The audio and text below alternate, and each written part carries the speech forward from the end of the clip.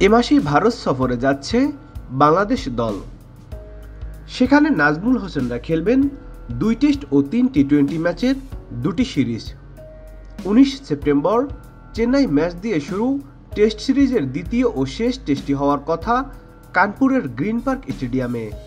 এরপর টি-20 সিরিজ শুরু হওয়ার কথা গোয়ালিয়রে প্রথম ম্যাচ দিয়ে। তবে কানপুরে বাংলাদেশ ভারত দ্বিতীয় টেস্টে ঝামেলা করার হুমকি দিয়েছে অখিল ভারত হিন্দু মহাসভা নামে একটি ভারতীয় ধর্মীয় সংগঠন। কানপুরে দ্বিতীয় টেস্ট শুরু হওয়ার কথা 27 সেপ্টেম্বর। অখিল ভারত হিন্দু মহাসভা নামের ধর্মীয় সংগঠনটি এ হুমকি দেওয়ার কারণও জানিয়েছেন। তাদের দাবি, শেখ হাসিনা সরকারের পতনের পর বাংলাদেশে হিন্দুদের উপর নৃশংসতা চালানো হয়েছে। সেখানে হিন্দুদের উপর হওয়া অত্যাচারের প্রতিবাদ করতেই বাংলাদেশ ভারতের এই 2টি ম্যাচ বাতিলের আহ্বান জানানো হয়েছে। এর আগে গোয়ালিয়রে প্রথম টি-20 ম্যাচটি বাতিল না করলে পিচ কুপিয়ে নষ্ট করার হুমকি দিয়েছিলেন হিন্দু মহাসভার ভাইস প্রেসিডেন্ট জাবিয়ের ভরদাস।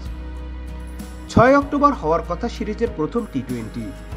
কিছুদিন আগে ভরদাস সংবাদ সংস্থা পিটিআইকে বলেছিলেন, বাংলাদেশে হিন্দুদের উপর নৃশংসতা চালানো হয়েছে, মন্দির ভাঙা হয়েছে, আর এ কারণে হিন্দু মহাসভা সিদ্ধান্ত নিয়েছে গোয়ালিয়রে ভারত বাংলাদেশ ম্যাচে প্রতিবাদ জানানো হবে।